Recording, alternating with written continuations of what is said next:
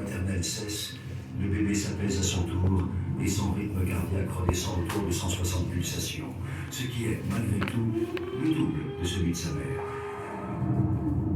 Une partie de la fumée que Barbara inhale parvient jusqu'à son bébé. Les toxines, en effet, traversent le filtre du placenta. Le fœtus est extrêmement sensible au tabac et il n'a aucun moyen de s'en protéger. La menace est considérable, car toxines et nicotine freinent le développement de l'organisme. Le bébé court donc le risque de naître trop petit ou avant terme.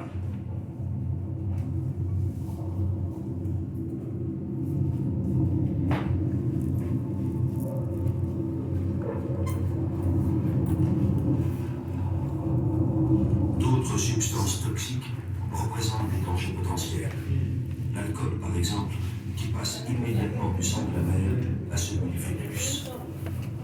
Les dégâts provoqués peuvent être irrémédiables. Malformation physique ou retard mental. Pour Barbara, cette tranquille marche vers la vie, c'est le temps de l'attente heureuse.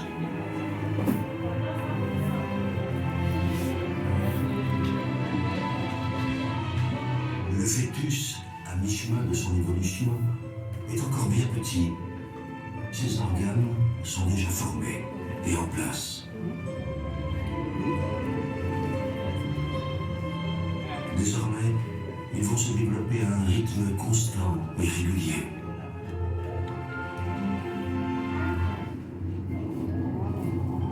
Parce qu'il est bien formé, le fœtus est solidement installé.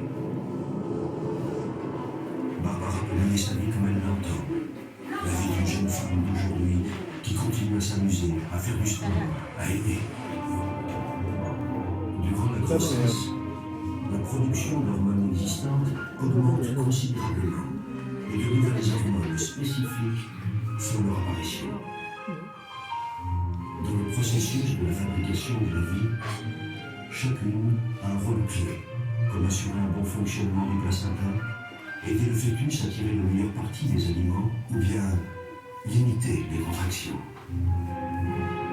Pour Barbara, les hormones assurent l'équilibre d'une complexe alchimie et lui permettent de découvrir une sérénité qu'elle n'avait jamais ressentie auparavant.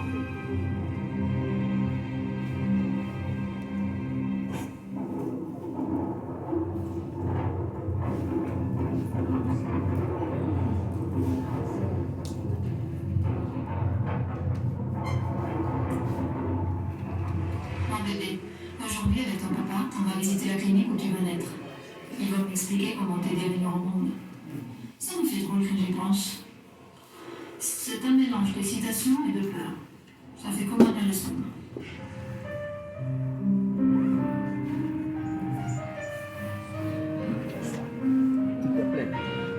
S'il te plaît.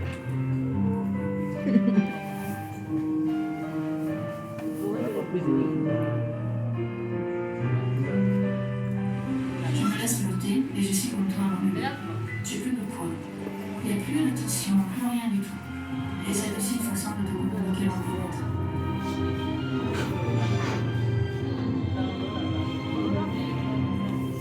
S'il te plaît. Fille ou garçon? Sur le plan génétique, la partie est jouée depuis l'instant de la fécondation. Mais le sexe de l'enfant restera longtemps secret, jusqu'au 3e mois.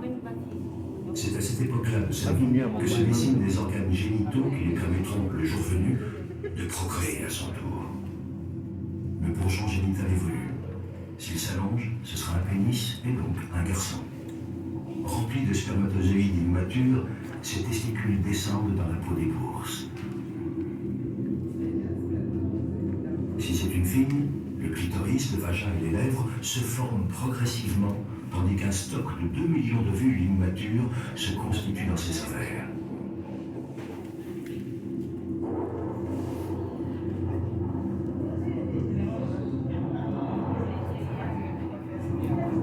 Le futur bébé absorbe de plus en plus l'eau du liquide amniotique. Depuis le 4e mois, ses reins fonctionnent. L'évacuation devient naturelle, il fait pipi. Le placenta agit comme un filtre, un peu comme des couches, et la plupart des déchets rejoignent les reins de sa maman.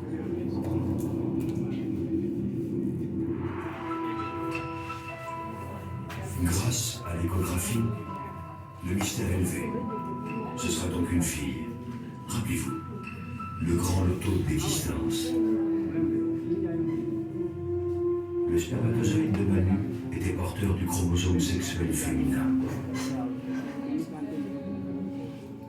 Ici, nous entrons dans le monde fascinant de l'hérédité, et c'est au microscope qu'il faut observer ce prodige de la nature. Au commencement, à l'instant de la fécondation, la combinaison des patrimoines génétiques de Barbara et Manu a donné naissance à un œuf.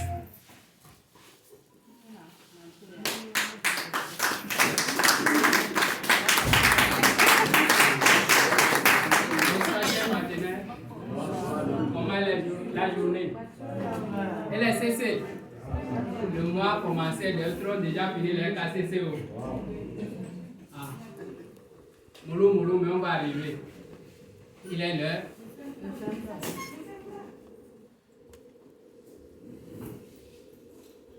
Il est l'heure. Nous allons commencer la formation. C'est un bulldozer qui va nous animer aujourd'hui. Donc, ceux qui n'ont pas de buc, allez acheter, allez demander en même temps. Parce qu'aujourd'hui, ceux qui vont rater cette formation vont regretter.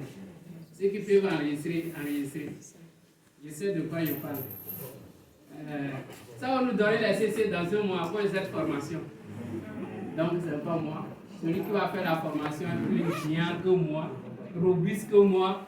Mais sous votre ovation, nous allons accueillir le futur manager, Tepo Yango.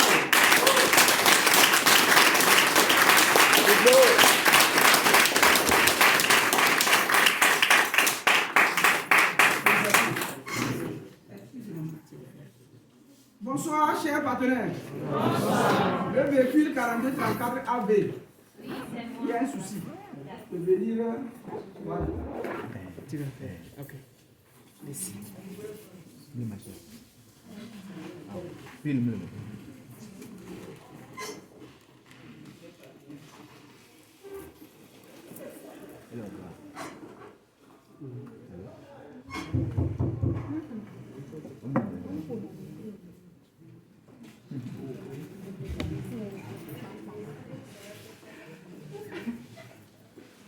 Bonsoir, chers partenaires. Bonsoir.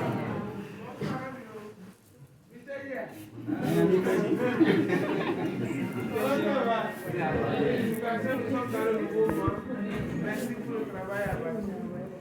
On est dans la zone à 11 jours et quelques. Mais les gens, tout fait pour qu'on aille à 12 jours. Un manager n'est pas de ça. Il a fait le point qu'elle soit plus pour plus beaucoup. Tous les clients ont contribué à ceci. On peut faire des devis. Je te vois à bon droit. Nous cherchons pour les devis, c'est.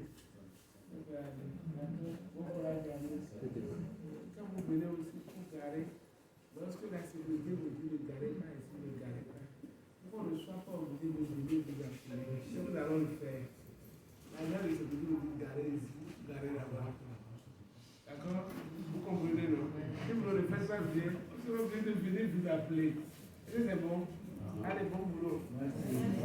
Je suis payé pour 17 heures, il est 18 heures. C'est bonus.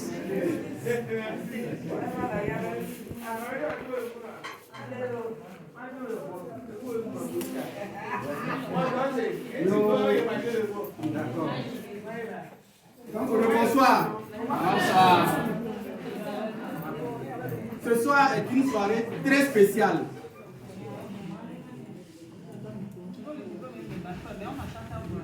On entend?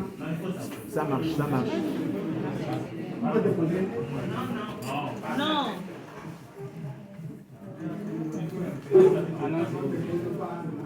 Ce soir, dans la formation produit, c'est comment faire pour recommander ces produits lorsqu'on a des soucis liés à l'appareil génital de la femme. Qu'est-ce qu'il faut dire pour avoir la confiance du prospect? C'est de ça qu'il s'agit. Comme le dit le thème, quelqu'un pour nous lire le thème? Oui? Que devons-nous savoir sur l'appareil génital féminin pour mieux faire nos suivis en tant que FPO? Voilà. Que devons-nous savoir sur l'appareil génital féminin pour mieux faire nos suivis en tant que FBO?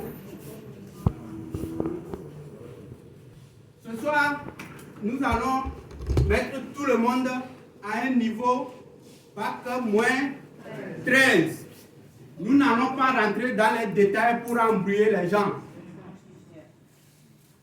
Pour que celui qui n'a jamais mis pied à l'école aussi puisse expliquer de quoi il s'agit. Ou bien, donc je vais donner des exemples précis pour chaque situation.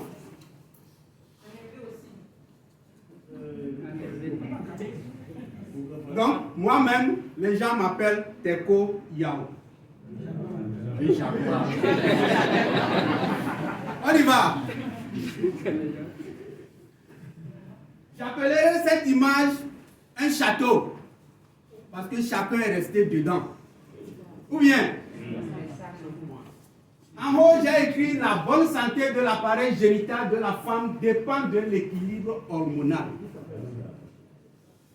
Il y a une femme qui dit, cette maison est arrosée comme une pluie. Et chaque pluie a un nom. Et les Français appellent cette pluie l'hormone. Quelqu'un comprend quelque chose? Donc si arrivé celui qui a bac moins 15 aussi va dire, l'appareil génital, c'est comme quelque chose qui est arrosé par les pluies. Et chaque pluie a un nom. En français, c'est les hormones. Donc, c'est les hormones qui pleuvent sur le château avant que le château ne fonctionne très bien. En bas, c'est pour nous les hommes. C'est le vagin. C'est pour nous.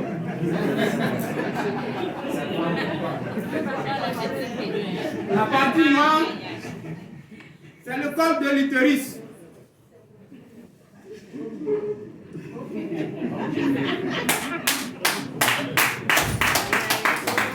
Et en haut, la grande partie, c'est là même notre chambre, notre premier château. C'est là où nous sommes restés avant de venir en vie. Là, c'est là où on a dormi premièrement. Et les ailes là sont les trompes. Et ce qui est rond, c'est là où se pond l'œuf. Quelqu'un comprend quelque chose? Oui. Maintenant, Dieu a fabriqué cet appareil-là, ce château, pour qu'il se nettoie lui-même. Ou bien, Oui. est-ce que quelqu'un prend l'éponge pour nettoyer en bas ici? Donc, il se nettoie de lui-même. L'utérus aussi se nettoie de lui-même. L'ovulation aussi se passe de lui-même. Mais, aujourd'hui, notre château pleure. Notre château a un problème. Parce que il y a des situations qui ont fait qu'il a commencé à tomber malade. La suite. Donc j'ai dit qu'il y a des pluies sur le château. Voilà en définition ce que c'est que cette pluie, que les Français appellent hormone. Une hormone est une substance sécrétée par une glande endocrine, libérée dans la circulation sanguine et destinée à agir de manière spécifique sur une ou plusieurs organes cibles. On continue. seulement 1h30. Au cours de nos prospections, voici certaines de nos questions. Voici certaines des questions que les prospects nous posent. Que révèle l'état de la glaire cervicale? Les règles douloureuses, les règles noires, en caillots de sang, les règles régulières, irrégulières, arrêt des règles et ménopause précoce, relation hémorroïde et l'appareil génital, rejet de sperme, le pH du vagin, les douleurs au cours du rapport sexuel. Pourquoi la césarienne, les fausses couches, les kystes, les fibromes, comprendre les infections vaginales persistantes. Comment en prendre? Comment lire les échographies? Que révèlent les micropénis? Comment reconnaître un enfant bien bâti depuis le ventre de sa mère? Continuez. Nous allons voir ici certaines causes qui mettent notre château en danger. Ou bien, on y va. Vous dites pour lesquels lycées précoces. Écoutez bien la vidéo. Les pubertés précoces, quand les jeunes filles ont des règles douloureuses, quand Le il y a volume. une complication des cancers du sein. Tout ça vient d'une cause commune. Les perturbateurs endocriniens, quand ils s'attaquent aux hormones à l'intérieur des organismes. Bon, on va prendre un exemple tout simple, la pilule. C'est un médicament, mais c'est un perturbateur hormonal par définition, puisque justement, il va jouer sur les hormones. Eh bien, la pilule, les femmes ne le savent pas toujours, mais c'est un cancérigène. Ça arrive. Quand on est sous pilule. La partie là est très importante. Oui, vous dites quand les calvities précoces deviennent légion, quand les petites filles ont des pubertés précoces, quand les jeunes filles ont des règles douloureuses, quand il y a une multiplication des cancers du sein. Tout ça vient d'une cause commune. Les perturbateurs chimiques, qu'on appelle perturbateurs endocriniens, quand ils s'attaquent aux hormones à l'intérieur des organismes. Par exemple, on va prendre un exemple tout simple, la pilule. C'est un médicament, mais c'est un perturbateur hormonal par définition, puisque justement, il va jouer sur les hormones. Eh bien, la pilule, les femmes ne le savent pas toujours, mais c'est un cancérigène, classé officiellement cancérigène par l'OMS, avec 38% de cancer du sein en plus quand on est sous pilule. Bon. Quelqu'un a compris quelque chose? Oui. Non, maman. Vous avez compris? Oui. Papa qui dit d'aller espacer. Vous avez compris? Donc, au cours de nos prospections, on peut avoir des éléments pour montrer que le château est en danger. Vous voyez? Donc, ce sont les perturbateurs endocriniens qui font que le château est en danger. Maintenant, c'est quoi les perturbateurs endocriniens? On continue. Les perturbateurs endocriniens sont des substances chimiques ou d'origine naturelle ou artificielle étrangères à l'organisme qui peuvent interférer avec le fonctionnement du système endocrinien et induire des effets délétères sur cet organe ou sur ses descendants. Le mot qui a terminé cette phrase, ça veut dire si nous continuons à manger, à agresser le château, nos descendants aussi auront des problèmes.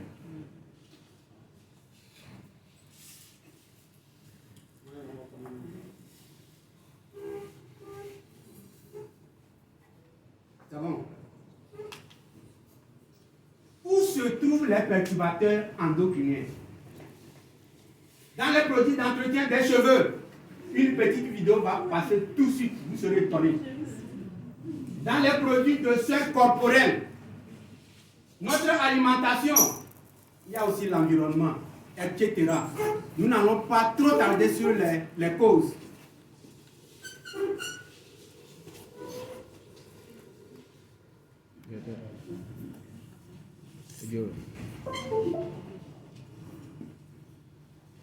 Je drop là, c'est HDMI. C'est bon.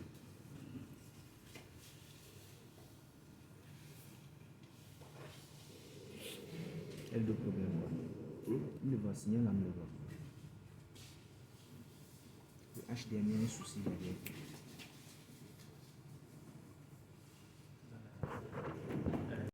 Dans les cheveux. Bonjour. Prêt pour le prélèvement de cheveux? Allez, on y va. Ouais, ne vous inquiétez pas, ça fait pas mal. Ok, je vous fais confiance. Pendant des années, mes cheveux gardent en mémoire tous les produits que j'ai avalés, inhalés, absorbés, parfois sans le vouloir. Ce test, 28 autres femmes l'ont fait comme moi. Dans leur chevelure, Brice a découvert un cocktail de perturbateurs endocriniens. Comment ces polluants ont-ils à ce point envahi nos vies? Ils sont suspectés de provoquer des cancers, des malformations congénitales chez les bébés et seraient responsables de problèmes d'infertilité. Quels secrets se cachent dans nos cheveux? Quels sont ces poisons qui menacent l'avenir de l'espèce humaine?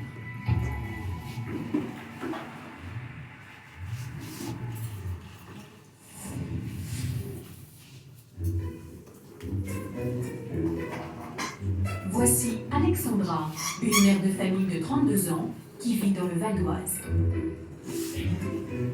Et Camille, une jeune femme de 26 ans qui vit à Paris. Toutes deux ont accepté de participer à l'étude de Brice et de faire analyser une mèche de leurs cheveux. Et voilà le résultat. Chez Alexandra, on trouve des pesticides, du lingane et du PCB. Au total, une vingtaine de perturbateurs endocriniens. Chez Camille, c'est encore pire, plus d'une trentaine.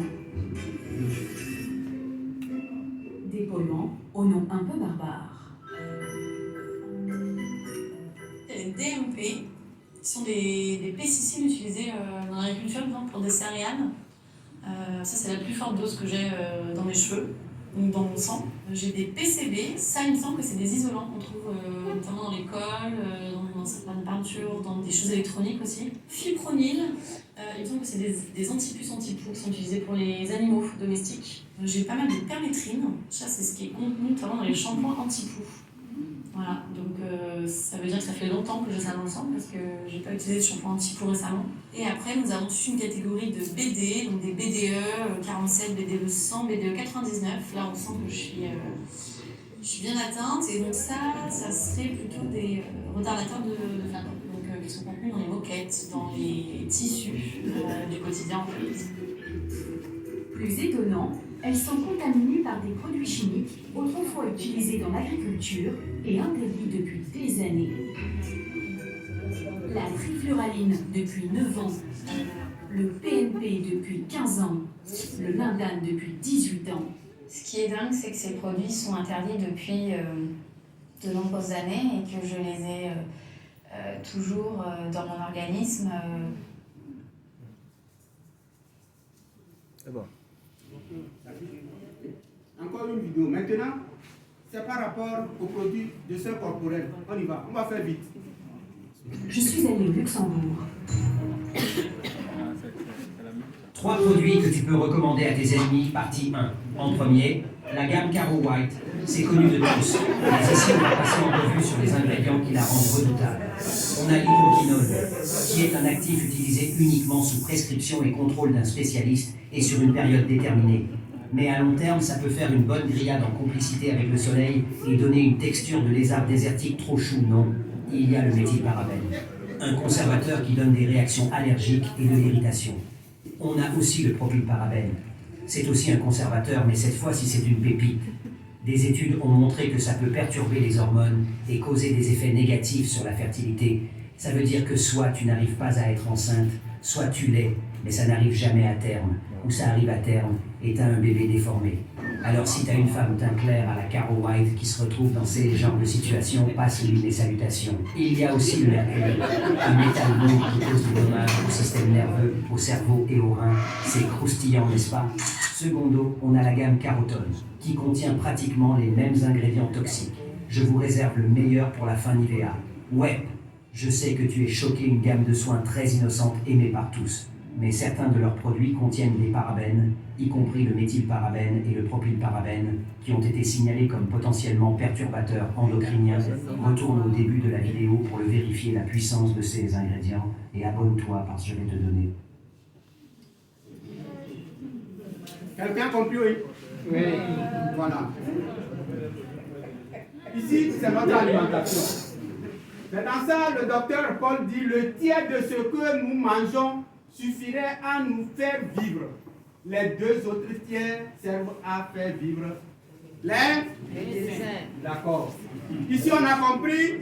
Ici, on a compris. Là-bas, on a compris. De l'autre côté aussi, on a compris. Dans tout ça, il y a des perturbateurs endocriniens. Nous n'allons pas tarder sur ça. Que ce soit Cube Gemila, Coxen, c'est la même chose. Les signes ou les alertes. Regardez bien cette vidéo. L'ovulation fait partie du cycle menstruel. Ça, ce n'est pour rien que j'ai mis ça. Regardez bien, on y va.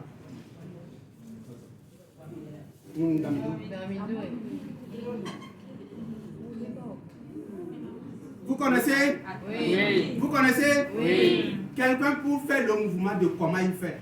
Comment il se déplace? Quelqu'un pour me faire le mouvement là? Comment il fait? Comme ça? Il fait comme ça, n'est-ce pas? Écoutez-moi bien maintenant. C'est exactement comme ça que fait l'utérus pour sortir le bébé. D'accord? Si l'utérus ne fait pas ça, on a besoin de faire la césarienne.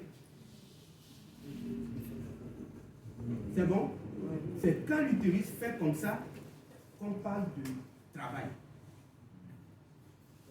En ce moment aussi, c'est ce que fait l'utérus au moment des menstrues.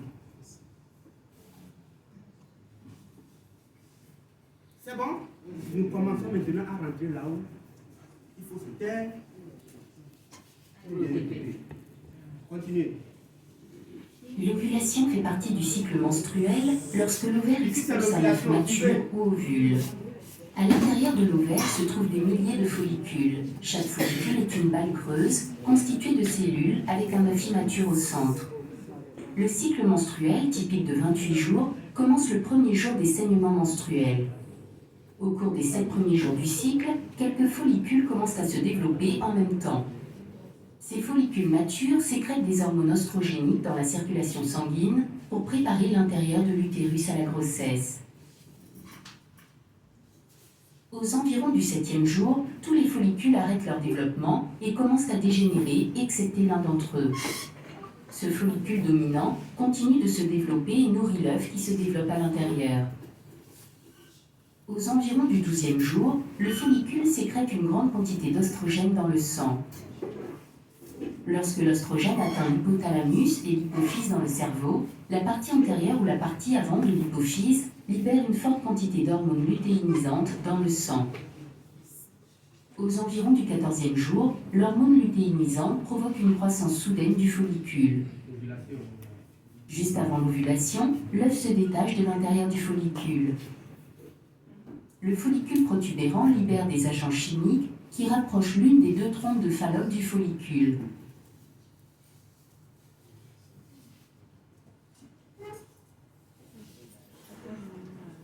Le follicule se gonfle jusqu'à ce qu'il éclate et expulse l'œuf ainsi que du liquide dans la cavité abdominale. En réponse à cela, le pilus, petite projection à l'extrémité de la trompe de Fallope, glisse à travers le site d'ovulation et récupère l'œuf. Des cils microscopiques à la surface du pilus maintiennent et transportent l'œuf jusqu'à l'entrée de la trompe de Fallope. À l'intérieur des parois de la trompe de Fallope, des contractions musculaires poussent doucement l'œuf vers l'utérus. Après l'ovulation, l'œuf vit environ 12 à 24 heures. Il doit donc être fécondé par un spermatozoïde de l'homme pendant cette période pour que la femme tombe enceinte. S'il n'est pas fécondé, l'œuf se dissout et disparaît pendant les menstruations.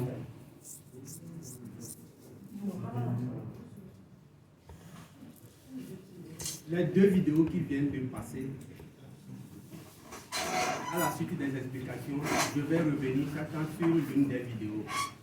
Donc j'espère que chacun a révisé dans sa tête. Nous allons commencer. Que révèle l'état de la glaise cervicale? Lorsqu'on est blessé par une lame, le sang qui sort est rouge vif. Si les menstrues bien les règles ne sont pas comme ça, comme le sang rouge vif, ça veut dire que l'utérus est sale. C'est bon? Maintenant, ce sang permet de savoir la santé, ou bien de connaître la santé de l'utérus. Deuxièmement, il y a la glaire cervicale. Lorsque la glaire cervicale est comme le blanc de l'œuf, on tient et ça s'étire. C'est ça, non? Oui. Ça veut dire que l'utérus est propre. Donc, au cours de la prospection, nous allons poser ces questions aux prospects. Comment sont tes glaires? Maintenant, il y a certaines qui ont une glaire là qui est comme le lait concentré là. L'image viendra après. Ça montre que l'utérus est ça. Quand c'est comme ça, les spermatozoïdes ne peuvent pas passer. Ça, c'est l'explication de que révèle l'état de la glaire cervicale. Deuxièmement, les règles douloureuses. Les règles noires, les règles en caillot de sang, les règles irrégulières, arrêt des règles et ménopause précoce. Dans la première vidéo qui vient de passer, vous avez vu comment il faisait, comment le verre de palmier faisait. Si l'utérus ne fait pas ça, au cours des menstrues, une partie va sortir et une partie va rester. Ce qui va rester, il restera là-bas jusqu'au mois prochain et il va sortir noir. Mes règles sont noires. Les règles sont en cahier de sang. Il faut lui expliquer que c'est comme ça. Donc tout ceci est dû au perturbateur endocrinien. C'est l'occasion même de poser certaines questions à la personne. Est-ce que vous mangez la viande du poulet de frigo? C'est la bête noire même ça. Est-ce que vous mangez du soja? Le soja contient des phytoœstrogènes, des perturbateurs.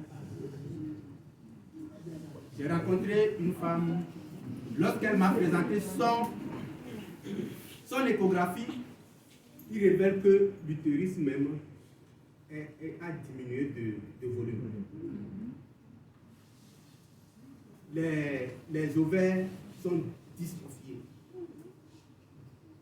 Elle ne sent rien. Et quand je lui ai demandé si elle mange le soja, elle dit c'est tous les jours. Que ça y est même encore dans la marmite. Vous voyez déjà que révèlent les règles douloureuses maintenant. Vous savez, l'utérus, lorsqu'il y a une bonne sécrétion hormonale, l'utérus est comme il faut. Mais si il y a dysfonctionnement de production des hormones, il est comme ça. Vous voyez? Il est énervé, c'est ça, non? Oui. Et lorsqu'il y a les règles, il cherche à faire de mouvements et le mouvement là est impossible. On a les règles douloureuses. Comme ça, bon.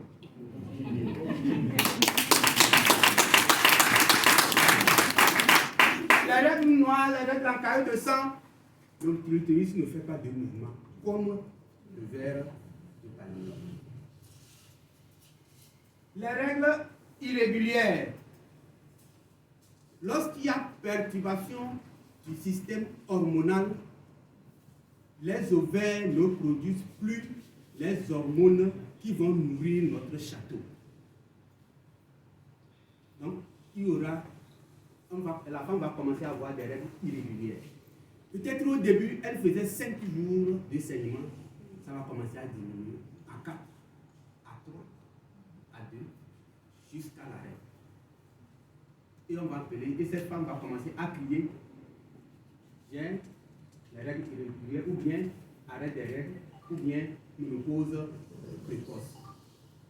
La question qu'il faut la poser, vous n'oubliez pas souvent,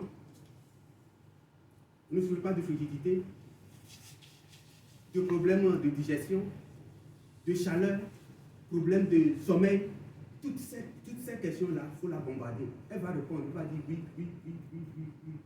Parce qu'à 30 ans, elle a l'organisme d'une femme de 50 ans. Arrêt de production d'hormones. Relation hémorroïde et l'appareil génital. Il y a certaines femmes qui se plaignent que quand l'enfant est sorti, là-bas ne retrouve pas sa forme d'antan. Ou bien, et elle commence à crier, je vais resserrer le vagin, je vais resserrer le vagin. La première question à la poser, il faut la demander si elle ne souffre pas d'hémorroïdes. L'image viendra après. Parce que les muscles de l'anus sont reliés aux muscles qui sont dans l'utérus, dans le vagin. Dans le vagin, les muscles sont appelés des muscles élévateurs qui ont la forme de 2 huîtres superposées. Et ce sont eux au cours du rapport sexuel. Tiennent. Voilà. Que ce soit petit ou grand, ils tiennent fort. Vous voyez, non?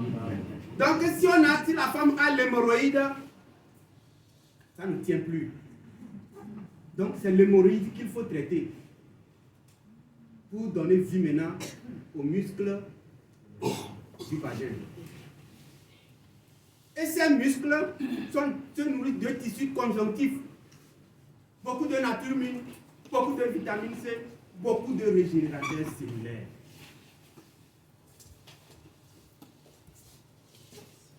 Rejet des spermes et le pH du vagin. Quand je suis avec mon mari, le sperme ressort. Ou bien, c'est ça, non? Le vagin a un pH. Le pH du vagin, c'est de 3 à 4,5. Mais lorsque la glaire est comme ça veut dire que l'organisme de cette femme est acide. Quand c'est acide, le pH n'est plus 3 à 4,5, mais autour de 2. Et quand c'est autour de 2, ça neutralise en même temps l'éjaculat. Et ça ressort comme de l'eau. C'est pourquoi, pour résoudre les problèmes de santé avec nos produits, il faut d'abord rendre l'organisme à un pH qui est autour de 7,4. Donc, les cellules, notre organisme, c'est d'abord les cellules, après les tissus, après les organes, ainsi de suite. Donc, s'il y a problème, il faut aller à l'origine. Les cellules, il faut les mettre dans de bonnes conditions. C'est pourquoi le manager avait dit, il faut mettre d'abord la personne à la consommation des buvables. C'est quand les cellules vont commencer à retrouver l'état dans lequel ils fonctionnent que beaucoup de choses seront réparées d'eux-mêmes.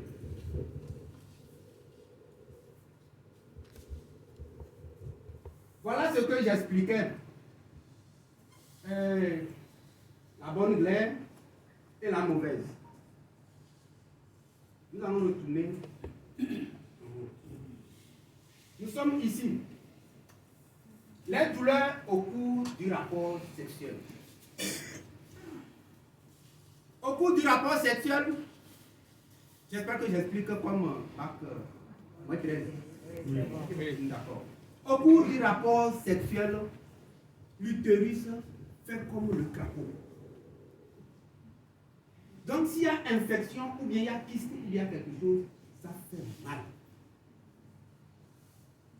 Voilà pourquoi il y a douleur au cours du rapport sexuel. Donc, vous avez expliqué. Maintenant, elle va vous demander comment on va faire. Et le de chercher les mots scientifiques. Non, peut-être que c'est une vendeuse d'Internet quelque part qui ne comprend rien. Donc, simplement comme ça, elle va comprendre.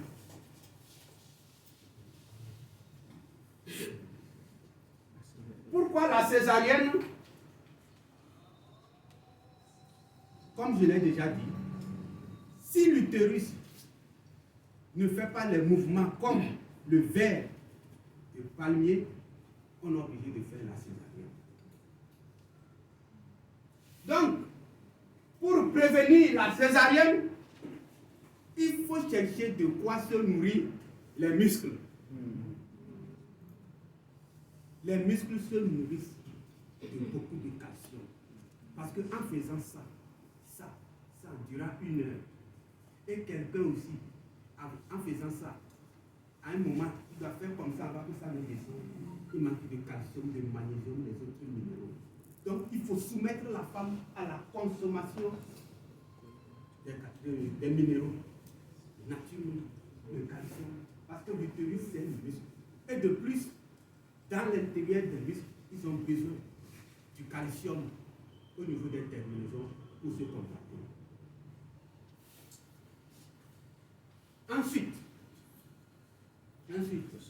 la femme a besoin de la piscine en ce moment-là pour éviter les tensions de grossesse. Parce qu'au cours de l'accouchement, la femme, c'est comme elle veut prendre un poids, donc elle s'efforce, c'est ça, non? Donc si le sang ne passe pas bien, vous savez ce qui peut arriver. Les fausses couches. Lorsque la femme tombe enceinte, le bébé est nourri par les hormones. Et parfois, les producteurs d'hormones sont malades. Les ovaires sont malades. Parfois, c'est un ovaire qui est malade. Parfois, c'est les deux. Si c'est un et que c'est un qui va relayer l'autre, au début, la grossesse la peut supporter jusqu'à quelques jours, quelques semaines. Mais lorsque la grossesse veut quitter de l'embryon au fœtus, le seul ovaire ne peut pas. Il y aura fausse couche.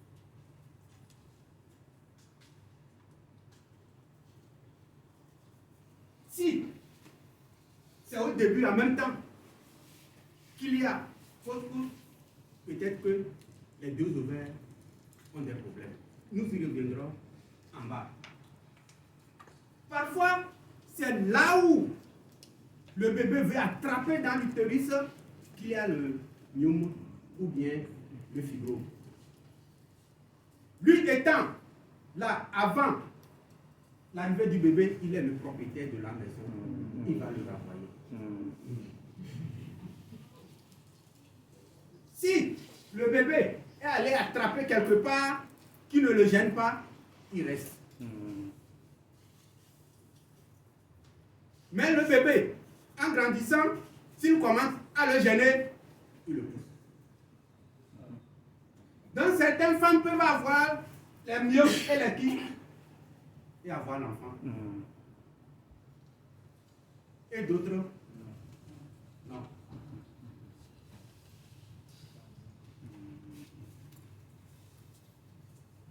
Les kystes et les fibromes.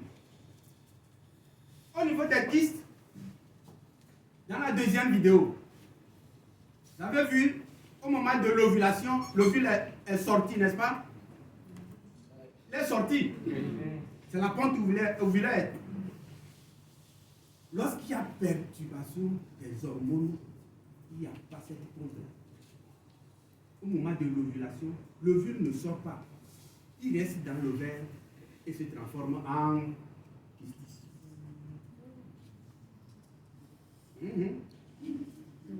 Et maintenant, quand ce phénomène se répète, après l'échographie, ça va révéler l'ovaire polykystique. Et lorsque l'échographie révèle ovaire polykystique bilatéral,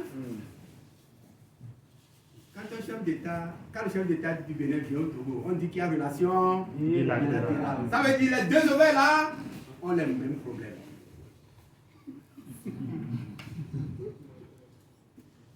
quand c'est comme ça, la femme ne peut pas tomber enceinte. Frigidité là chez ses ailes. Colère frapper les enfants chez ses ailes. Et ce mari, quand il ne donne pas l'argent qui comporte ses problèmes. Souvent, quand vous voyez cette femme, si vous voulez acheter quelque chose à 50 francs et vous donnez 100 francs, il y a 50 francs pour remettre comme monnaie. Mais déjà, c'est incompris. Et si vous avez un problème avec cette femme-là, un matin, on va d'aller au boulot. Si elle ne finit pas de déverser tout ce qu'elle a, elle ne va pas se taire. Elle est nerveuse. C'est ça. Donc, à chaque problème, ou bien souci de l'appareil génital, posez des questions aux prospects. Vous mangez du soja, vous mangez la viande de poulet, quelle pommade vous utilisez, vous mangez du cube, vous mangez. Et vous allez l'attraper. Et maintenant, elle va, puisque ces questions ne se posent pas ailleurs. Donc, quelqu'un qui est là devant elle pose toutes ces questions-là, c'est pour bien s'occuper de la personne. Et la confiance se donne en même temps. Comprendre les infections vaginales persistantes. Là, vous trouvez la femme et dit, oh, si c'est manière là, moi j'ai traité, je traite toujours ça, je ne sais pas. Nous devons savoir, voici l'explication que je donne. Nous devons savoir que l'appareil génital, notre château, est comme une marmite. Vous voyez? Donc si le haut n'est pas propre, le bas ne sera pas propre. S'il y a les saletés en haut qui est l'utérus, il y a le reste de monde, tout ça là-dedans. Les saletés là vont passer par le vagin. Donc, les infections vont persister. Donc, dans ces conditions, comment prendre cette femme? Il faut d'abord procéder à un nettoyage utérin par la consommation de Biva Berry Nectar. Et après, rééquilibrer le système hormonal pour donner vie à notre château. Et quand l'utérus est propre, parfois même si on n'utilise pas les produits, Maniela va finir. Puisque les saletés ne viendront plus d'en haut. Et les bacilles de Doderlin qui constituent les gendarmes de la flore vaginale vont maintenant assurer leur garde. Comment lire les échographies? Ça viendra. Que révèle le micro-pénis? C'est en bas, ça viendra. Comment reconnaître un enfant bien bâti depuis le ventre de sa mère? Je vais prendre l'exemple de deux femmes. Il y a certains enfants, certains bébés, pour pousser les dents de lait, si la maman va au marché, le lendemain ne pourra plus aller au marché, la nuit elle ne dort pas. Ou bien, ça veut dire que l'enfant là, n'est pas bien bâti. Il a manqué beaucoup de choses. Pousser les dents de lait va être une corvée. Non. Lorsque les enfants là veulent pousser les dents de lait, chaque 5-10 minutes, ils font des selles liquides. C'est ça, non? L'enfant là manque beaucoup de choses. Comment expliquer ça à Linda? Je suppose qu'il a un poteau ici. Et que ce poteau, le maçon doit le faire avec 5 paquets de ciment. Et quand celui qui se veut le chanter a tiré l'eau, il a utilisé 3 paquets pour le faire. On aurait un poteau ou bien? Oui. Mais l'intérieur, il ne tient pas. Voilà comment est l'enfant. C'est simple à expliquer comme ça. De ces enfants-là, souvent, c'est ceux qui ont l'argent. Ce sont eux qui sont comme ça. Parce qu'ils se nourrissent, ils ne veulent pas manger ce que vous et moi nous mangeons, quoi. ils vont souvent au supermarché, ils finissent et puis ils tiennent le sachet, ils mettent quelques secondes pour qu'on les voit avant de rentrer dans leur véhicule. Et comme il y a l'argent, les enfants ne vont pas faire l'école primaire publique centrale 2. Les enfants là sont dans les écoles où, vous comprenez déjà non? Et quand ils sortent en récréation, tous portent des lunettes.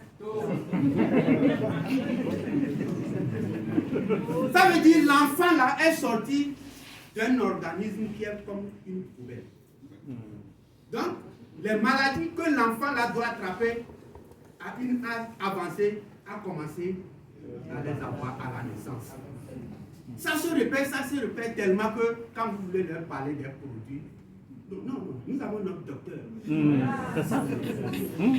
Donc, le fait de tomber malade, papa malade, maman malade, les enfants malades, papa les confie à un docteur. Et quand vous allez vous tomber sur ces prospects, non, il faut te regarder du bas jusqu'en haut. Vous êtes un docteur. Alors que si vous avez la botte devant tout de suite, quelqu'un dit non, prends l'herbe là, ça va faire quelque chose, on ne lui demande pas si l'herbe est. Maintenant, cette femme et cette femme-là ont fait un enfant. L'autre du supermarché a fait l'enfant. L'autre du village ici a fait l'enfant. Maintenant, les deux femmes donnent du pain à leurs enfants. On prend un morceau de pain, on donne, l'autre aussi donne. Quand le pain de la femme du supermarché, de la femme du supermarché tombe, qu'est-ce qu'on fait? On appelle la bonne d'amener un autre morceau de pain. Ou bien, bon, vous êtes moi au village.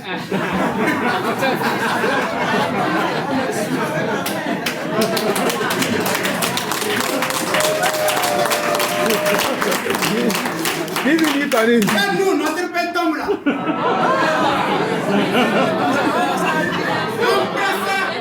On fait comme ça. Quand la toi si ça tombe encore. Mais on tient fort. Et on mange avec du sang.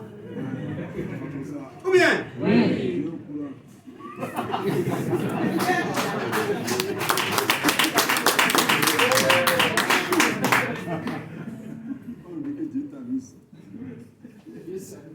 Comment reconnaître un enfant bien bâti depuis le ventre de sa mère? Il y a 2 semaines, on m'a envoyé une photo et ça m'a tellement secoué.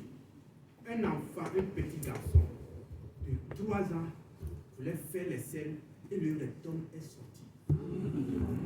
À 3 ans, le rectum est sorti. Je n'ai pas voulu mettre la vidéo, sinon ça ne va pas nous permettre de continuer. Imaginez la vie de cet enfant de 3 ans. D'abord, déjà là, il ne lui sera pas possible de garder son érection. Oui, quand on a l'hémorroïde, c'est difficile de garder l'érection. Après, je ferai encore une autre présentation par rapport aux conditions pour un homme de garder son érection le plus longtemps possible. C'est la devise des femmes.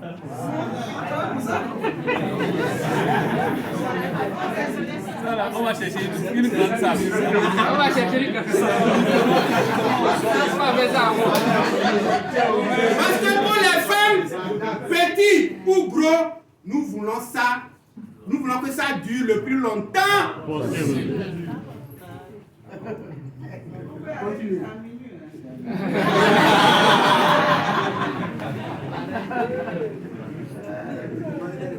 En haut. Voilà. La vidéo. S'il vous plaît. Pendant la grossesse, c'est le moment crucial. Alors, vous citez des médicaments classiques courants de la vie quotidienne qui peuvent provoquer des malformations chez les enfants, notamment des micropénis. Notamment des micropénis chez les petits garçons. Et la période du fœtus est fondamentale. C'est là que tout se passe. C'est pour ça que les femmes qui portent un enfant doivent être averties qu'elles ne doivent prendre aucun médicament, y compris des médicaments qui peuvent paraître anodins, mais surtout ceux-là. Par exemple, du paracétamol, à savoir du Doliprane. Le paracétamol, il a été prouvé que le paracétamol féminise les petits garçons lorsque la maman en prend quand elle est enceinte du petit garçon. Et les femmes françaises sont 70% à prendre du paracétamol quand elles sont enceintes, alors que par exemple les Danoises ont été mises au courant qu'elles ne doivent pas le faire, donc elles ne le font pas. Un véritable scandale, ce que vous nous révélez là, parce qu'au fond, on devrait être informé de ces situations-là. Pourquoi on ne l'est pas? Il y a un manque d'information, parce que pourquoi en France on n'informe pas les femmes enceintes alors qu'au Danemark ils le font, c'est très inquiétant. Parce que justement, c'est au moment de la grossesse que tout se joue, parce que vous fabriquez dans le ventre de la mère des maladies qui se développeront à l'âge adulte. Donc c'est ce qu'on appelle les maladies d'origine fétale. C'est-à-dire que si votre maman, à un moment crucial de la grossesse, au moment par exemple où se fait la différenciation sexuelle dans le ventre de la mère, si à ce moment-là elle est imprégnée de produits chimiques, la différenciation sexuelle ne se fera pas de la même façon. Oui, et le dérèglement hormonal, vous dites obésité, dépression, diabète. Diabète. Oui. L'obésité et le diabète a explosé. A priori, on ne relie pas le diabète avec les perturbateurs endocriniens, les perturbateurs hormonaux. Et pourtant, oui, c'est bien lié. Et on peut même fabriquer une souris diabétique ou une souris obèse en lui inoculant des produits chimiques qui sont des perturbateurs hormonaux. Oui.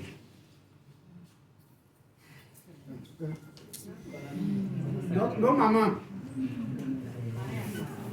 parfois lorsqu'on va rendre visite quelqu'un, on voit un enfant de 5 ans, 6 ans, 7 ans, 8 ans, 9 ans, 10 ans, tu vois, ils sont en slip, n'est-ce pas? Mais vous allez remarquer que le pays est très petit. Et on se dit, ça va sortir. Depuis quand? Ce sont ces gens-là, quand vous envoyez les produits, ils disent, vous avez un produit pour allonger le cancer. Ça là va sortir quand?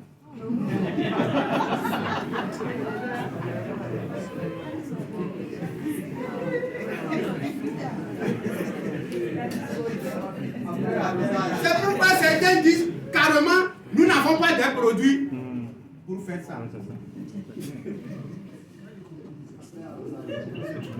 C'est pourquoi une femme qui ne connaît pas, et régulièrement, elle tombe enceinte.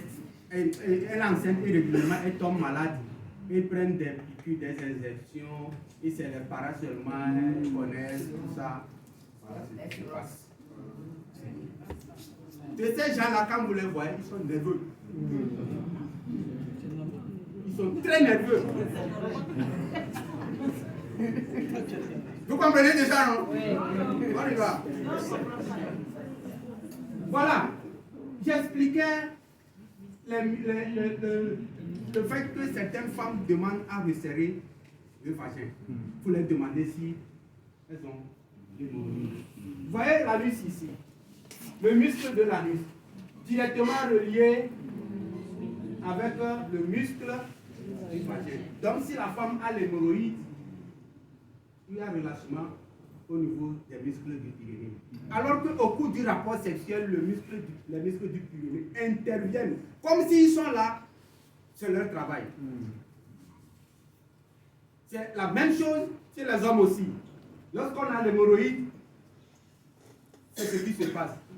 C'est pourquoi quelqu'un qui demande le muscle macaque, là, il faut lui poser beaucoup de questions. Sinon, il vous dira que vos produits. Alors qu'il y a d'autres problèmes à résoudre. Moi, je pose beaucoup de questions. Est-ce que vous êtes hypertendu, diabétique, vous avez un bon battement cardiaque? Combien de fois vous réveillez la nuit pour pisser? Combien de fois vous faites les selles par jour? Vous souffrez des crampes? Beaucoup de questions.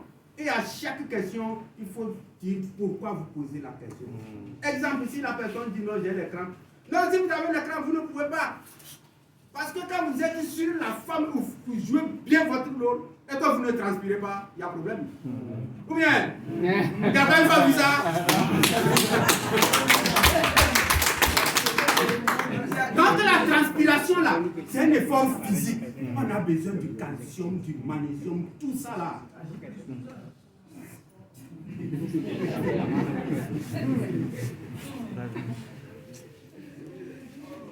Donc ici, nous n'avons pas beaucoup de choses à dire.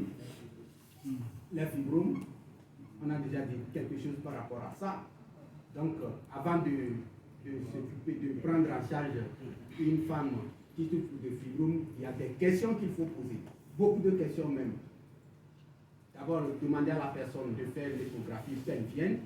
Et nous allons revenir sur la lecture des résultats de l'échographie. Il faut voir aussi la situation là où se trouve le fibrome pour voir quelqu'un qui a le fibrome pédonculé sous-séreux derrière l'utérus, il va tomber quand? Il va tomber quand? Comment il va quitter là pour venir ici et tomber? Quand c'est comme ça, la personne doit consommer les produits pour le faire régresser. Parce que s'il se nourrit du reste, il se nourrit des toxines. Donc si on enlève les toxines, il n'aura plus sa nourriture, il va régresser. Parfois, certaines femmes saignent durant 1 mois, durant 2 semaines, durant 3 semaines, c'est parce que il y a ce fibrome. Donc une partie est dans l'utérus et une partie est dans l'utérus. Maintenant, si la femme consomme des substances ou bien qui ont gratté la tête du fibrome, elle va saigner longtemps. Ou bien, elle a démarré le traitement et l'argent est fini. Vous voyez? Donc, il faut se préparer avant de commencer ça. Sinon, on va se retrouver à l'hôpital, va dire, c'est vos produits qui ont fait ça. Souvent, les fibromes qui tombent, ce sont les fibromes qui sont dans l'utérus même. C'est pourquoi il faut demander toujours l'échographie pelvienne. Voir combien ils sont et s'ils sont gros. Si c'est gros, il faut dire directement à la personne que vous allez consommer beaucoup. Parfois, c'est tellement gros que ça ne montre pas, l'échographie ne montre pas les limites de l'utérus. Là, c'est gros. L'utérus, c'est comme une poignée comme ça. Mais c'est tellement gros que ça a pris toutes les parties là.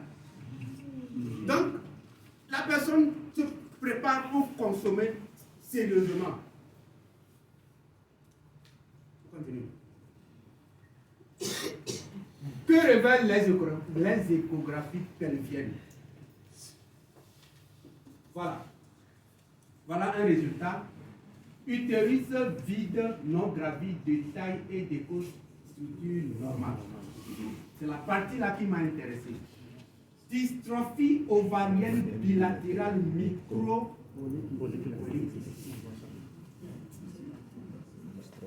Quand c'est comme ça, c'est l'alimentation qui a causé ça. Donc les questions qu'il faut poser, nous avons déjà parlé de ça. La viande de poulet du fleuron, c'est la première. Ce n'est pour rien que nous envoie ça. Ce n'est pour rien. La petite histoire. En 5e, quels sont les peuples qui ont vécu en Amérique? Les Amérindiens. Est-ce qu'ils sont encore là? C'est comme ça les affaires. Comment? On crée une maladie et on les vaccine. Petit à petit. Donc si nous consommons, nous continuons à adorer leurs alimentations là, c'est comme ça. Et comment l'appelle-t-on? Beaucoup de femmes ne vont pas concevoir. La population va commencer à diminuer. Les hommes n'auront pas. Les hommes aussi seront comme ça, puisque nous avons besoin de la testostérone. Nous serons, oui. Entre nous, et pour ceux qui ne le savent pas, en tout cas, moi je ne mange pas du soja.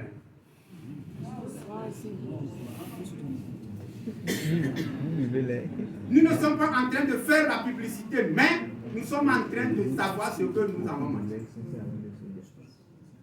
Tapez ça sur Google, vous allez voir que ça contient des phytoestrogènes, les oestrogènes des plantes. Et ce sont de puissants perturbateurs endocriniens. L'autre docteur qui avait parlé de ça. Oui, le Togolais là. Tout le monde a téléchargé les petites vidéos là sur WhatsApp. Bon, je ne vais pas aller dans les détails. Donc voilà, utérus vide, non gravide, augmenté de taille. Quand on entend en même temps augmenté de taille, ça veut dire qu'il y a quelque chose déjà qui ne devrait pas être là. Porteur de 2 petits myomes calcifiés. Pour la lecture des échographies, prenez chaque mot compte. Prenez chaque mot, allez dans Google, tapez, lisez, revenez aux images et on va vous faire sortir les images qui correspondent à ce qu'on a trouvé. Ça permet de donner une explication claire à la femme.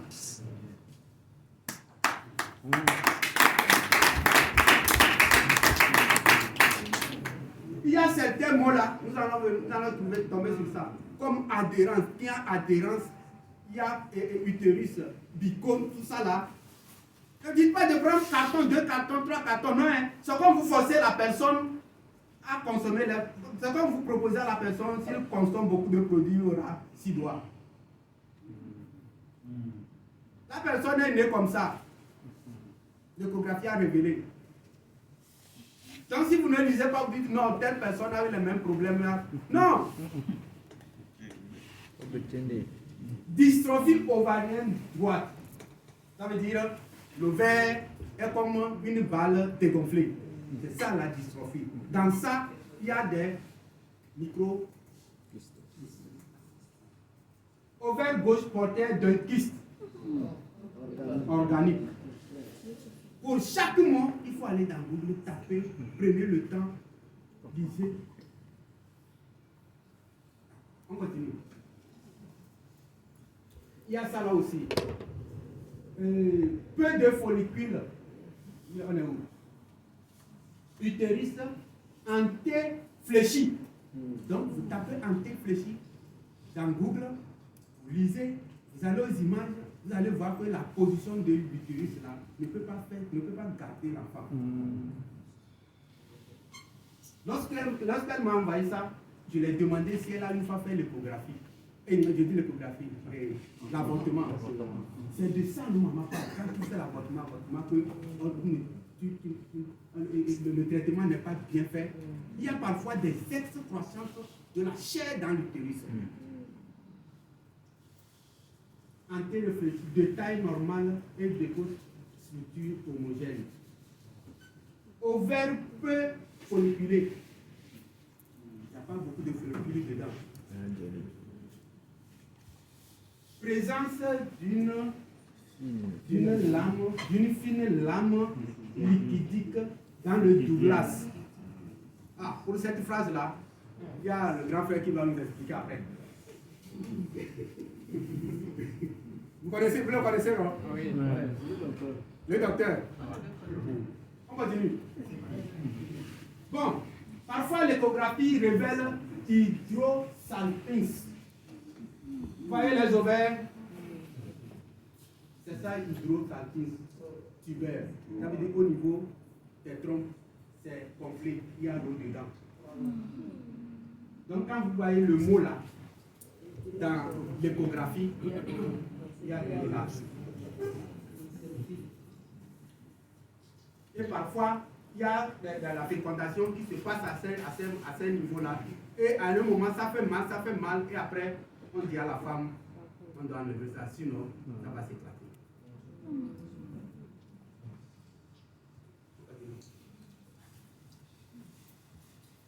Oui, ici, trompe bouchée. Voilà notre trompe. Voilà quand le fait pondu ici. Voilà, c'est comme les tentacules là qui attrapent le pour rentrer ici. Voilà la trompe bouchée. Donc, la trompe peut être bouchée d'ici jusqu'ici. Ça peut être totalement bouché à cet endroit-là. Ce n'est pas visible. Donc, quand on soumet la personne à la consommation des produits, nous allons souvent lui dire qu'on va faire voir, parce qu'on ne sait pas la distance sur laquelle la trompe est bouchée. Cette situation a fait que beaucoup de prospects et le partenaire se regardent, l'autre regarde d'abord, l'autre regarde le mec. Parce que les promesses à ces moments-là ont fait que la personne s'est mise dedans, mais la réalité, c'est autre chose.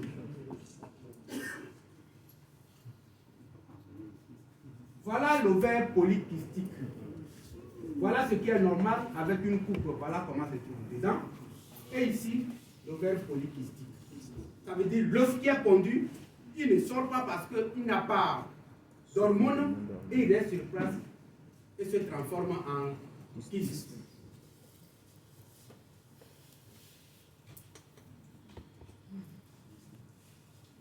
Il y a aussi les malformations utérines. Et voilà, la partie rouge vif, ici c'est le vagin, ici c'est l'utérus. Ça c'est l'utérus normal. Donc vous allez voir vous-même les différentes malformations. Et si la femme fait l'échographie, elle trouve ça, et on dit que les produits on fait dire. La personne est comme ça.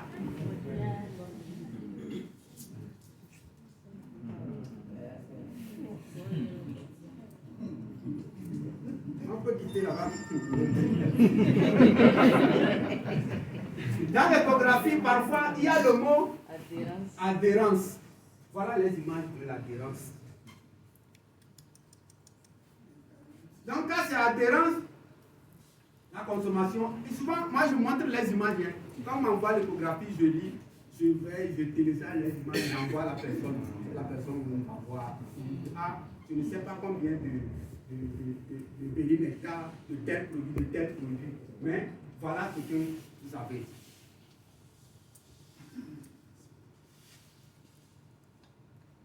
Nous allons maintenant parler de la thyroïde. La thyroïde intervient beaucoup dans la production hormonale. Quand une femme a un problème, normalement la première des choses, c'est de prendre la thyroïde et le natrium. C'est la nourriture du natrium. Au cours des analyses, lorsqu'il y a hypocalcémie ou bien hypercalcémie, il faut nourrir la thyroïde. Parce que les parathyroïdes sur la thyroïde en ce moment doivent intervenir pour la fixation du calcium. Et si la thyroïde est malade, nous allons voir en bas, quand il y a hyperthyroïdie, les problèmes que la personne a. Quand il y a hypo, les problèmes que la personne a. Les symptômes de l'hypothyroïdie, la baisse d'énergie. Vous reconnaissez ces femmes-là, non? Une digestion paresseuse, la prise de poids ou l'impossibilité de perdre du poids. La personne va faire le C9 et sera toujours comme elle est. Une peau sèche, une peau fine, un cholestérol élevé, une pression sanguine faible, des mains et des pieds froids, une température corporelle basse, une sensibilité au froid, l'impression d'être toujours gelé, des maux de tête, des insomnies. Ça, c'est l'hypothyroïdie.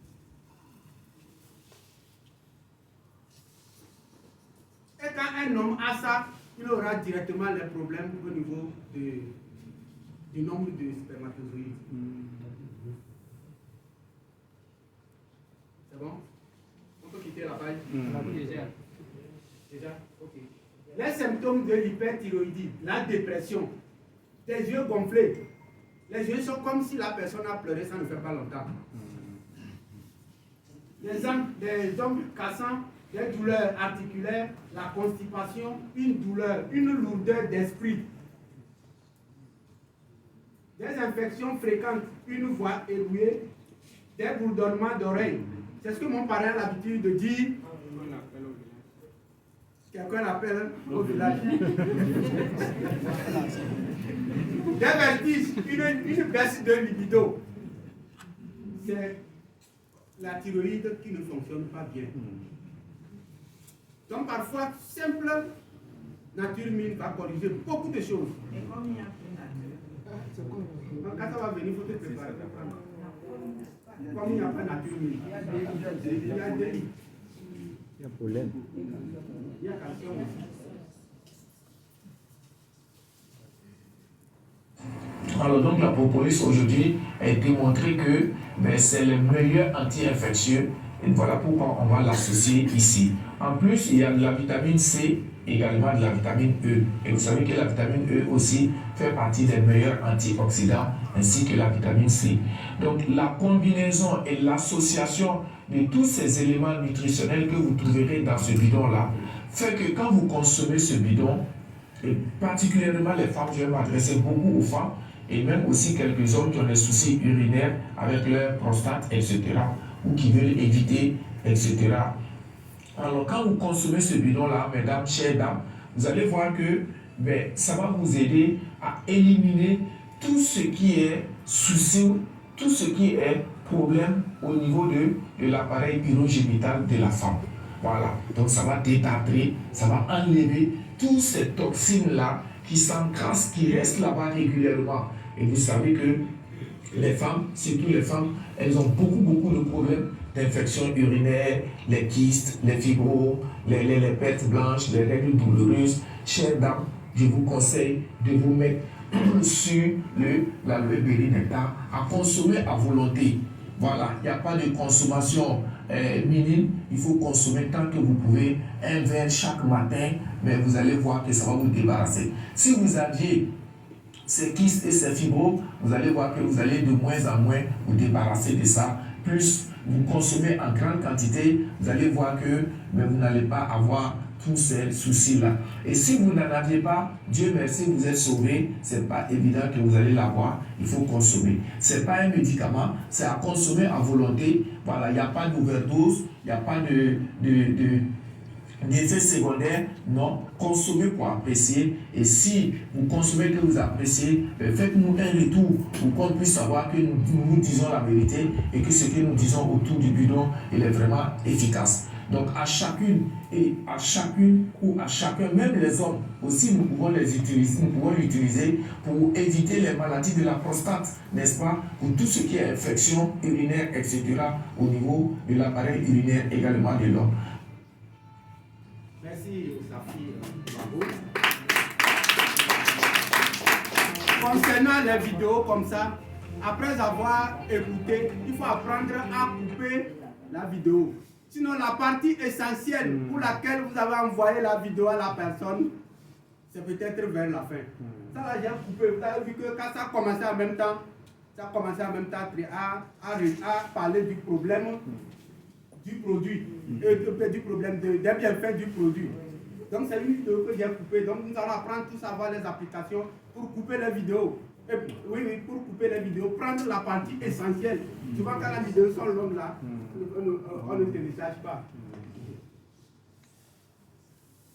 Nous connaissons ça encore. Allez-y. Si tu veux être en santé, toute la vie en bonne santé, retiens ces trois choses. Alimentation saine et équilibrée, exercice sportif et compléments alimentaires. En bon entendeur, vegan. Mais voici, je suis Yaoteco, je suis forever.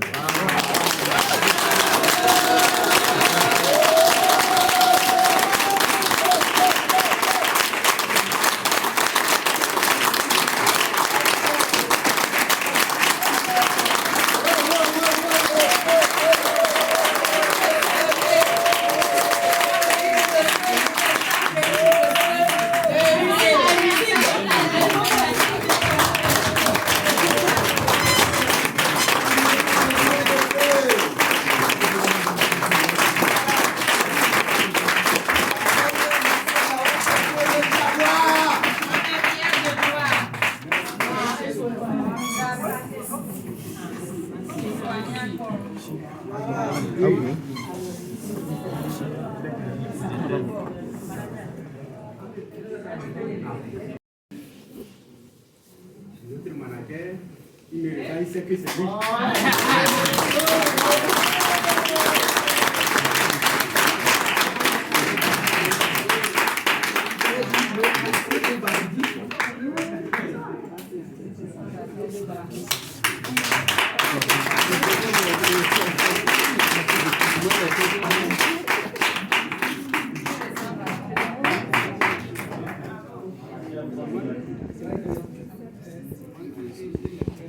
Donc pour la question, ils sont bien placés.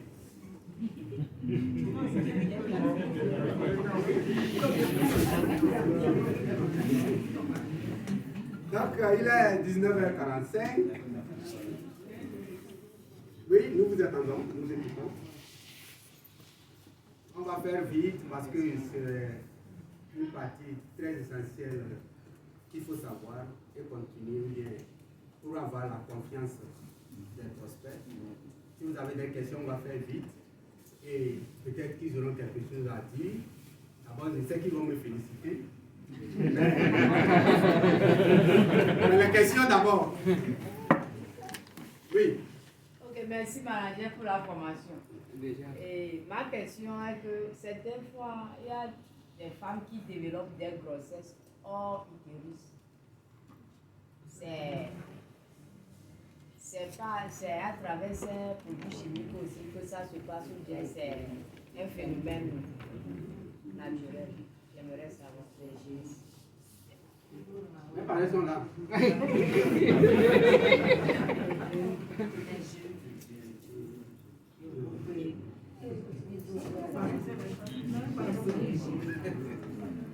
Ok, merci beaucoup. Félicitations à nous tous. La question que vous venez de poser, c'est une question qui ressort des anomalies. Oui. Mais comme il a dit, la plupart de ces anomalies viennent du fait que l'organisme tombe en panne. Et qu'est-ce qui donne la panne? Les toxines, les déchets. Il arrive des phénomènes même que les médecins même ne comprennent pas. Oui, mais ce qu'il a récité, mais tout ce qu'il a dit maintenant, nous qui sommes ici, nous sommes informés. Oui, et nous avons la meilleure solution derrière de tout.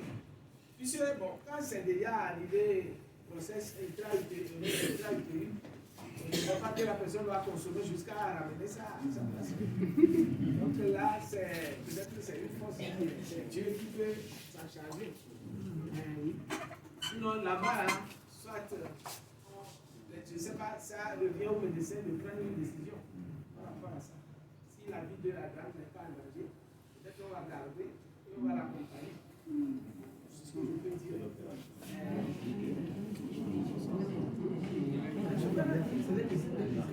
C'est le médecin qui décide. Il y a le gamparingue là. Ce qui est important que moi je vois, pour chaque femme aujourd'hui, avant de prendre une décision de concevoir, c'est là que nous devons les accompagner. Ou bien ils doivent prendre leur décision d'améliorer leur état sanitaire avant de concevoir. C'est-à-dire que les gens ne comprennent pas encore notre langage. C'est là que le bas blesse. Les gens ne comprennent pas notre langage. Parce que si on se rend compte qu'aujourd'hui, là, toute la vie est en danger, toute la nature est vraiment compliquée par rapport à la situation sanitaire, c'est là où les gens vont courir d'après nous et chercher à peut-être se dégager, se débarrasser de ces éléments-là. Mais nous, on ne peut rien faire, on ne peut pas aller forcer une dame dans la rue, bien consommer nos produits pour mettre la mode. C'est là le problème. Donc, ce que nous pouvons faire, c'est que de nos proches, on va déjà évangéliser, de proche en proche. Peut-être c'est ça qui peut nous sauver aussi. Je ne sais pas si j'ai un problème. Ok, j'ai compris. Mais il a aussi joué une vidéo là, à propos des produits qui féminisent. J'ai suivi ça. Et à travers ça, si tu dis ça à quelqu'un, peut-être le fait de prendre du paracétamol, disons, la vidéo que moi j'ai suivi, c'est bien ça. Que c'est ça qui est maintenant à l'origine des homosexualités. Oui? Oui. c'est ça qui est à l'origine de l'homosexualité. Donc nous devons sensibiliser les gens. J'ai eu une vidéo de ça. La vidéo que j'ai montrée, j'ai coupé ça. Beaucoup ont suivi. Oui. Bon, donc nous allons envoyer ça sur les plateformes pour que tout le monde puisse suivre. Parce qu'il y a beaucoup de choses à apprendre.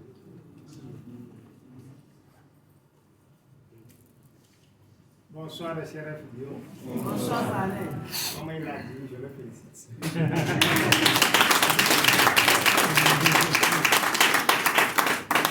Toujours à notre école, c'est important d'y être. Et comme on vient de le dire, au fait, notre premier message, c'est quand on va courir dans les rues, chercher les malades. Si c'était ça, on allait aller dans les centres hospitaliers, et faire sortir tout le monde de là et venir leur donner les produits. Est-ce que c'est ça notre rôle? Non. Malheureusement, notre quelqu'un t'appelle, il te dit, bon, je suis devant un cas. Un cas. Mais ce que nous disons ici nous concerne nous d'abord, nous les étudiants. Mon grand-père Roger, regarde, c'était l'habitude de dire que nous en parlons tellement bien qu'on a comme l'impression que les produits rentrent dans notre ventre en même temps.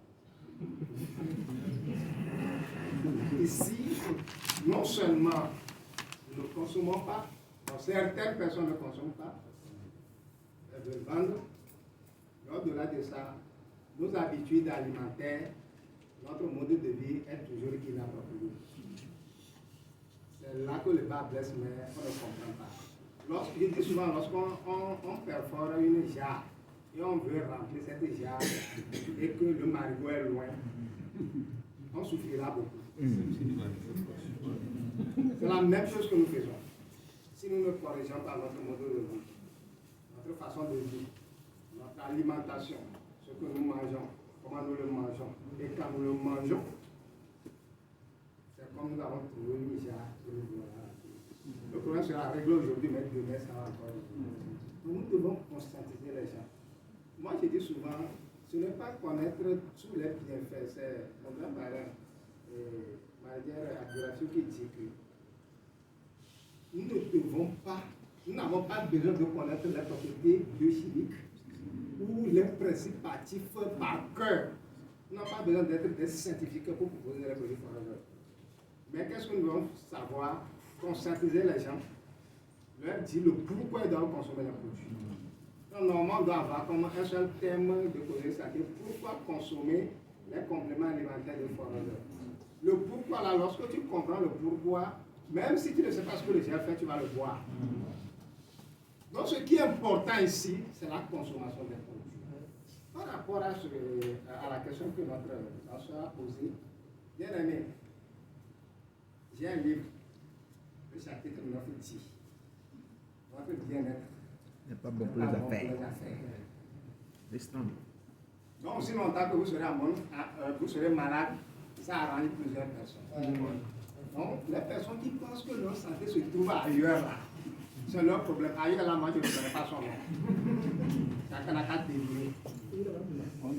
J'ai dit ici, il y a peut-être un mois qu'il y a des prescriptions systématiques et erronées. Lorsque une femme tombe enceinte, que tu as des problèmes aux parents, tu écris ça. Et les Français prescrivent beaucoup de médicaments. Mais ici, on dit quoi? Lorsqu'on prend une ordonnance et puis on a plusieurs produits qui suivent une seule personne, c'est d'environ dit, allez lire la mort sur ordonnance. Allez lire ce que votre médecin ignore de la médecine, ça pourrait vous être fatal. Dépasser 25 000 pour atteindre ça, ça vous fera plaisir. Voilà. Vous dites quoi? Il y a des jours, lorsque vous les connaissez, personne ne peut vous effrayer. Il peut avoir battu plus de fait. Ça ne vous dira rien. Il y a des gens qui doivent désapprendre d'abord. Il y a des gens qui doivent faire quoi? Désapprendre. Mais le danger est que ces personnes qui sont des gros malades, si on peut le dire comme ça, la médecine moderne continuera par faire de gros bénéfices parce que les personnes concernées n'ont pas le temps pour écouter la vérité. Il y a plusieurs qui ne sont pas aussi humbles pour venir s'asseoir et écouter quoi que ce soit. leurs études qu'ils ont faites, qui avaient un peu fréquenté la nature, les problèmes au monde. Et ils élèvent leurs enfants aussi dans le même circuit. Il y en a pas dans une métier, elle me dit non, mon enfant est en Europe, non, aux États-Unis. Elle n'a aucune idée. Si elle cherche les gros malades, elle n'a qu'à aller dans les pays développés. Donc, je ne vais pas perdre de vue ce que je disais, la prescription. Je ne dis pas que lorsque vous tombez enceinte de ne pas aller à l'hôpital. Suivez les consultations prénatales, mais sachez quoi mettre dans le ventre sur vos enfants. Parce que tout ce que vous envoyez, c'est vos enfants qui prennent les premières parts. Les enfants, les médicaments, ce que les médicaments font aux enfants, si on a les yeux pour voir. Normalement, les hôpitaux sont là pour les césariennes, d'accord?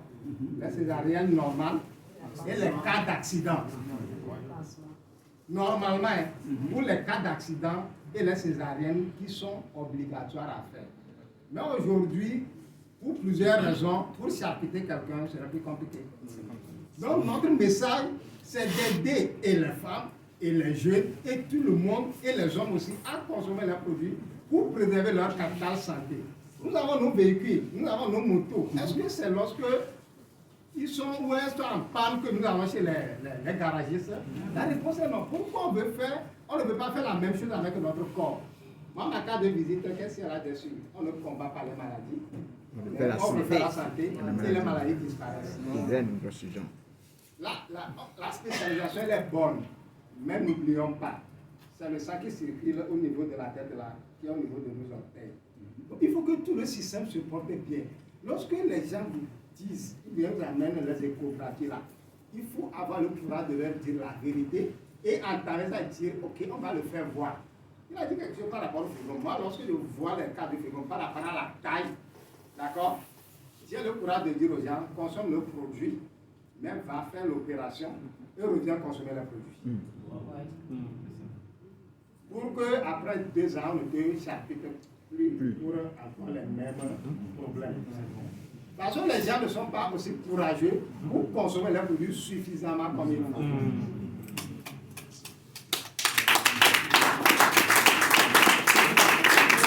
Les gens dépendent de centaines de miracles à l'hôpital, mais lorsqu'ils viennent chez vous, ils veulent que vous faites des miracles. Dites-leur, il n'y a pas de miracle ici. Les produits sont extrêmement bons. Les produits ne guérissent pas, mais font plus que guérir. Mais ils ont besoin de les mettre dans leur corps. Et suffisamment. Les amis, mettez les gens sous les bivables suffisamment. Après ça, les comprimés n'ont qu'à suivre. Sinon, ils diront qu'ils ont consommé, ils n'ont pas trouvé de cause. Ils n'ont qu'à boire. Il faut qu'on rende le corps alcalin. Notre corps est trop acide. Notre alimentation rend notre corps trop acide. 90% de nos problèmes de santé peuvent être réglés par notre alimentation et notre mode de vie. 90%. Vous imaginez un peu, c'est pourquoi je dis, les médecins de demain, c'est vous qui êtes ici. Hein. C'est ceux qui connaissent la nutrition. Ce sont eux qui sont les médecins de demain. C'est pas ceux qui savent tenir l'historique. Les pays, ou bien les gens qui vivent plus là, sont... On les connaît, non?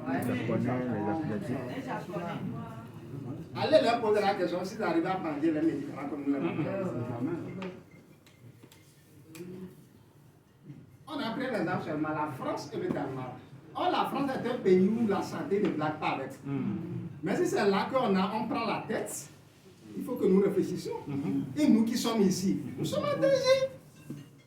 Nous sommes quoi? En danger. C'est le pourquoi nous devons porter ce message haut. Je dis aux gens, si tu ne veux pas faire forever pour toi, fais-le pour les autres.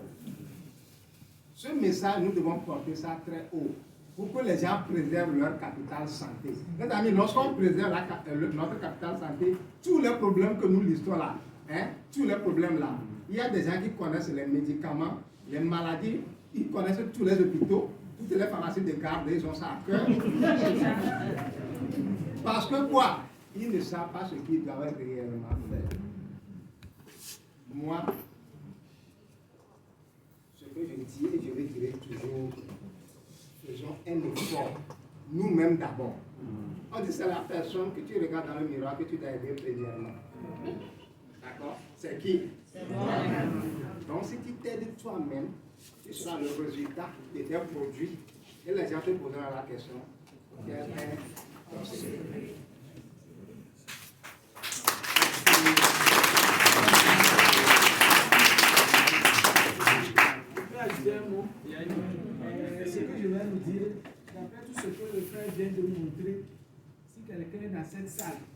et il laisse tomber avocado pour se laver avec Caro White.